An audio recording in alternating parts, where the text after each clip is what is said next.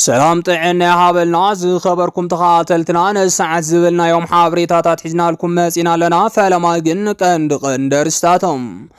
حمشت جنرالات تግራይ ሸውዓተ አመራርሓ ህወሓትን ኣብ ተመሳሳሊ ሰዓት ቅትለት ንምፍጻም ውጥን ከም ዘሎ ዝገልጽ ሓበሬታ ወጽኦም ካብ ሓራ መሬት ዘለው ተጋሩ ሓደ ሰንብድ ዜና ተሰሚዖም ተዓሊም ወተሃደራት ትግራይን ኤርትራን በሓደ ከም ዝተጀመረ ተገሊጾም ናይ ኮሎኔል ደመቀ ሓይልታት ዝበሃሉ ዕጡቃት ኣብ ድንበር ሑመራን ትግራይን ስጉምቲ ተወሲዶም ወኪላት ሰራዊት ኤርትራ ምስ ኣባላት ኣርሚ 7 ተራኺቦም ዝብሉን ካልኦት ናለውና ሕጂ ድማ ናብ ዝርዝሮም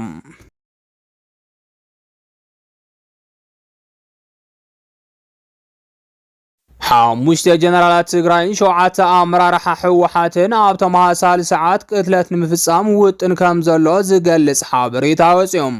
ካብ ትግራይ ሓደ ዝሰንብድ ዜና ዝተሰምዐ ኮይኑ እቲ ዜና ድማ ጸላት ህዝብ ትግራይ ኣብ ልዕሊ አመራርሓ ህወሓት ቅንጸላ ንምክያድ ምድላዋት ከም ዝገብሩ ዝገልጽ ዜና ምሕባር ስዒበዮም كم زفلت مونغو فيدرال منغستن حوحاتن ابز حج ساعات حما ركب كم زلو كحبر صنيحيوم التجمير زلو حما ركب دما لومي درجو عبيو ابلع تግራይ حادغان مفصام مدلات كم زلو እንዳተገለጸ ይርከብ በመሰረት ዚ ድማ ተወላድ ዞባ ምዕራብ ትግራይ ዝኾነ ወናን ፈለግ ሚዲያ ዘቃል ሕዜና ከም ዘመላኽቶም ابز حج ساعات ابلع መራሕቲ حوحاتن አዘ ሰራዊትን ቀጥተኛ ቅንጸላን ሙሳር ካብ ጸላቲ ምድላት ከም ዘሎ ሓቢሮም حمشت جنرالاتن شوعات بوليتيكينياتن مقنصال مدلات كم زلو استزاربه اتونا نفلق ميدام حزب تግራይን ህወሓትን ከምውን አዘ ሰራዊትን ምድላት ክገብሩ ጻውዒት ቀሪብሎም ነሲዕቡን በብልጽግና ኣብ ጸሊም መዝገብ ዝኣተው አዘ ሰራዊት ትግራይ ሎሚ ሓደገኛ ዝበሃል ትልሚ በአብይ ተሓሲብዎም ከም ዘሎ ተሓቢሩሎም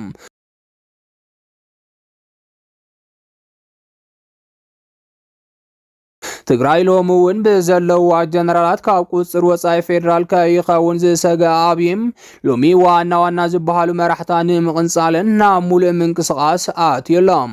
በመሰረት ዚ ድማ ሎሚ ኣብ ውሽጥ ትግራይ ነዝን ምፍጻም ጉጅለ ሰልጢኑ ገሊኦም ናብ ውሽጥ ትግራይ ገሊኦም ድማ ናብ ተሓራ መሬት ኣለው ዝበሃሉ ዕጡቃት ከም ዝለኣኸ እንዳተሓበረ ይርከብ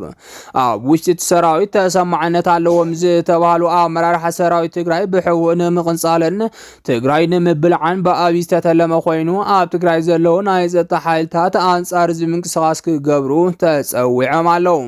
ምክንያቱ ድማ ምስ ሻዕብያ ኮይኖም ስልጣነይ ከስኑን ይኽእሉ እዮም ዝበሎም አዘ ሰራዊት ትግራይ ብዝተራቀቀ መንገዲ ቅንጸላ ንምክያድ ካብ ኮረኔገኛ ዝበሃል ነብሰ ገዳይ ጉጅለን ከምውን ብገንዘብ ዝተደለሉ ባንዳሃትን ዘተሓብሩ ስርዒት ኣብ ልዕሊ አዘ ሰራዊት ትግራይ ቅንጸላ ንምግባር ስምምዕ ገይሮም ኣለው ነሲዕቡን ብልጽግና የፍርሕዮም ዝተባሃሉ ሰባት ከም ጀነራል ምግበይ ወድም በይታይም ጆን መዲድ ማሸበየረን ፍስሐ ማንጁስን ዝበሃሉ አመራርሓ ሓደጋ ንምጽራሕ ምንቅስቃስ ጀሚሮም ኣለው ይኹን እምበር እዚ ሓበሬታ ኣብ ሰራዊት ትግራይ በፂሑ ዝለዓለ ጥንቃቄ ይግበረሉ ከም ዘሎን ናይ ብልጽግና ተላእኽቲ ዝኾኑ ናይ ድሕነት ሰባት ምልቃም ከም ዝተጀመረን ዝረኸብናዮ ሓበሬታ ይረድም ብተመሳሳሊ ዜና ድማ ሓይልታት ምክልኻል ትግራይ ንምብታንን አዘ ሰራዊት ትግራይ ንምቅንጻልን ዝተዳለው ጉጅለ ብልጽግና ብዓልመን መን ከም ዝመርሕዎ ዝገልጽ ጸብጻብ ወጽኦም ስርዓት ብልጽግና ሓደ ግዜ ኣብ ዓፋር ካምፕ ገይሩ ሰራዊት ትግራይ ንምብታን እንትሙክር ካልእ ጊዜ ድማ አዘ ሰራዊት ንምቅንጻል ምንቅስቃስ ምህላው ተሓቢሩሎም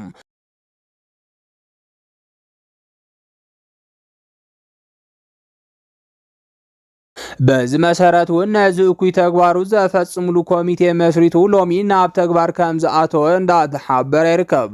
ከሳብ ሕጂ ድማ ነዚ እኩይ ተግባሮም ሒዞም ምንቅስቃስ ዝርከቡ ናይ ብልጽግና ሰባት ዘለው ህልው ኩነታት ዝገልጽ ሚስጥራ ሓበሬታ ወጽሎም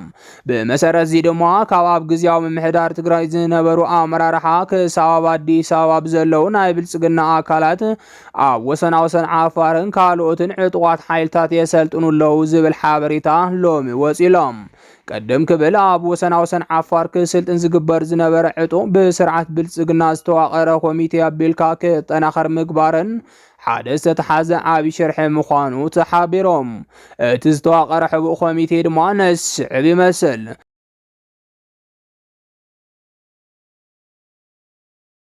ተስፋዬ ቶላን ሬድዋን ሁሴንን ካብ አማኻሪ ብሔራዊ ድሕንነት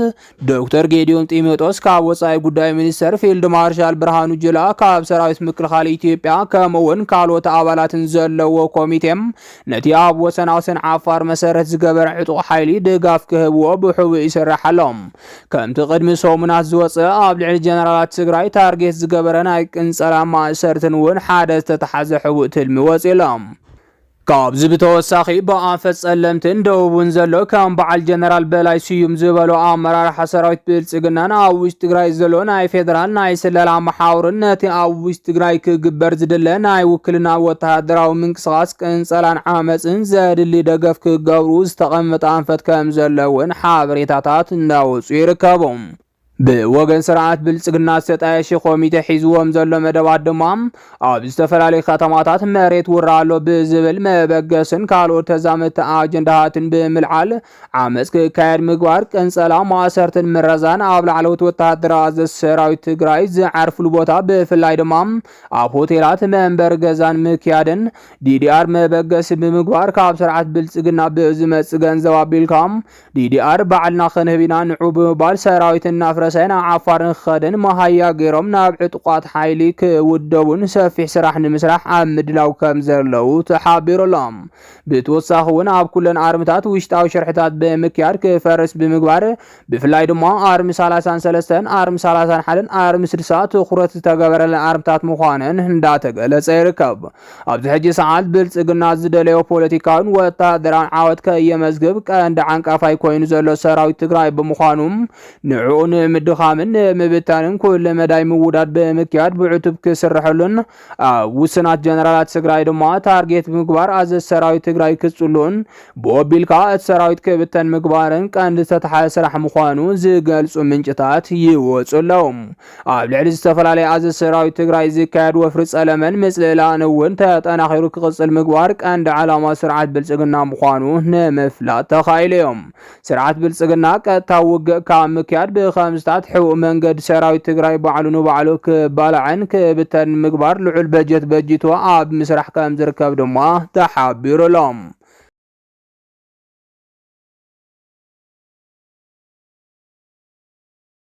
تعليم وتهدرات تግራይን ኤርትራን በሓደ ከም ዝተጀመረ ተገሊጾም ናይ ሓይሊ ኣሰላልፋ ቀርና ኣፍሪካ ሎሚ ግልጽ ዝኾነሉን መነመን ምዃኑን ዝፍለጠሉ ኩነታት ከም ዝተበጽሐ ይገለጻሎም ብመሰረት እዚ ድማ ኣብዚ ሕጂ ሰዓት ውጥጥ ኣብይን ኢሳያስን ዝጀመሮ ፖለቲካ ቀርና ኣፍሪካ ክልቲአን ሃገራት ናይ ቃልሲ መሓዛ እዩ ዝበሎ ሓይልታት ሒዘን ነቲ ውጥጥ ካብ መዓልቲ ናብ መዓልቲ እንዳቐጸሎ ይርከባም ነሲዑ ድማ ኣብቲ ከባቢ ዘሎ كل حيل زماخل وقع مونغو زن كلت هاجرات كايدلو زخل عدل زلعال خمزلو زقل زلو خوينم بفلاي امونغو يرتران تግራይን ዘሎ ርክብ ምጥንኻር ሲዒቡ እዞም ክልተ ሓይልታት አንጻር ትግራይ ክኾኑ ለዝخل عدل زلعال ምዃኑ እንዳገለጹ ይርከቦም ሎሚ ድማ ንሰራዊት ትግራይን ሻዕብያን ዝምልከት ሓደ ሓበሬታ ካብ ትግራይ ተሰሚዑሎም እዚ ሓበሬታ ድማ ኣርምታት ትግራይን ኤርትራን ብሓደ ወተሃደራዊ ስልጠና ከም ዝጀመሩ ዝገልጽ ኮይኖም ኣብ ሓደ ቦታታት ድማ ወተሃደራዊ ኦፕሬሽን ከም ዝጀመሩ ተሓቢሮም ሰራዊታት ትግራይን ኤርትራን ኣብ ዞባ ሰሜን ምዕራብ ብኣንፈት ሱዳን ከም ዝተረኸቡ ድማ ብዕሊ ሎሚ ተቃሊሕሎም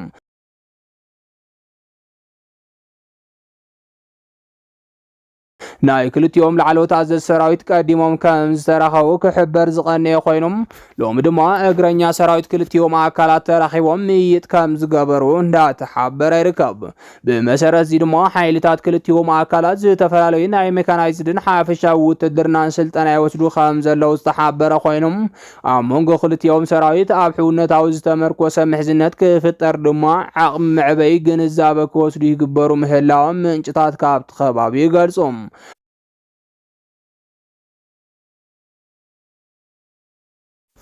መላ ሱዳን በጅግነታት ተፈለጠ አርሚ ሰብዓ ድማ ውስናት ክፋላትን አመራርሓን ኣብቲ ቦታ ተረኺቦም ምስቶም ናይ ሻዕብያ እግረኛ ሰራዊትን ኣዘዝትን ተረኺቦም ኣለዎም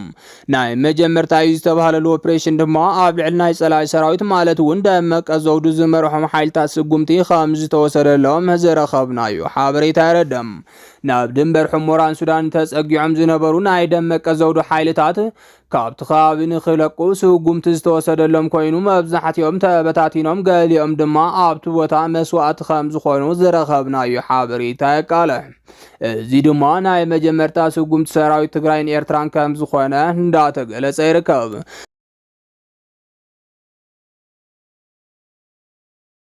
ሰራዊት ትግራይን ኤርትራን ድሕሪ ጽምዶ ብዝብል ሹም ዝተጀመረ ዕርቂ ትግራይን ኤርትራን ሎሚ ናይ መጀመርታ ርክቦም ከም ዝኾነ ድማ እንዳተሓበረ ምህላው ይፍለጥ። ኣብይ ኣሕመድ ዝመርሖ መንግስቲ ኢትዮጵያ ኣብ ልዕሊ ኤርትራ ወረራ ንምግባር ዝኸዶ ዘሎ ክያዶ ሎሚ ኣጠናኺሩ ቀፂሉሉ ከም ዘሎ ዝፍለጥ እዮም። እዚ ንምግባር ድማ ሎሚ ሓያላት ሃገራት ኣብ ጎኒ ክኾና ዝፅዕር ዘሎ ኮይኖም ሎሚ ግን ንኢሳያስ ሓደ ወርቃዊ ዝበሃል ዕድል ዝሓዘ ዜና ተሰሚዑሎም። እዚ ዜና ድማ ኣብ ቀርኒ ኣፍሪካ ዓይንን ወኪልን ዓረብ ሃገራት ኮይኑ ዘሎ ኢሳያስ ኣፈወርቂ ሎሚ ድማ ካልእ ዓባይ ሃገር ደጋፊት ዝኾይና ተቐልቂላላ።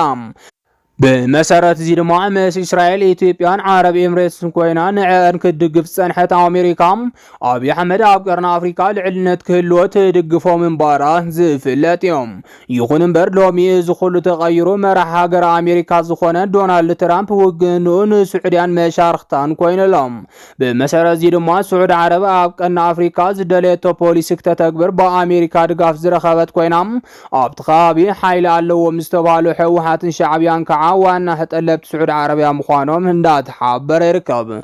سلازي دما ناي 144 بليون دولار زوز باكيجات ور امريكا ناب سعوديا كشيت لومي مسنا امريكا بريزيدنت دونالد ترامب سمع استفصم خوينم اذا صار دما كساب قيح بحرن هاجرات قرن افريكان كم زباصح ينغرالهم ازي هاندبتاو مقيار قوام امريكا دما نصمدو حوحاتن شعبيان زي حقوسن نابي دما زدنغص خستت كوينيم لومخ عاب دمبرات تግራይን ሱዳንን ለምምድ ኃይል አየር ሜካናይዝድን ካልኦት ወተሃደራዊ ንጥፈታትን ሰራዊት ኤርትራን አርም ሰብዓን ተጀሚሩ ከም ዘሎ ተገሊጸሎም ነሲብ ድማ ኣብ ቀርኒ አፍሪካ እቲ ዝዓበየ ለውጥ ከምጽ ዝኽእል ጥምረት ሰራዊት ተፈጢሩ ከም ዘሎ እንዳተሓበረ ይርከብ ዝኸበርኩም ተኸታተልትና ነሰዓት ዝበልናዮም ሓበሬታታት ነዚኦም ይመስሉ ነይሮም ንምክትታልኩም ካብ ልብና መስገን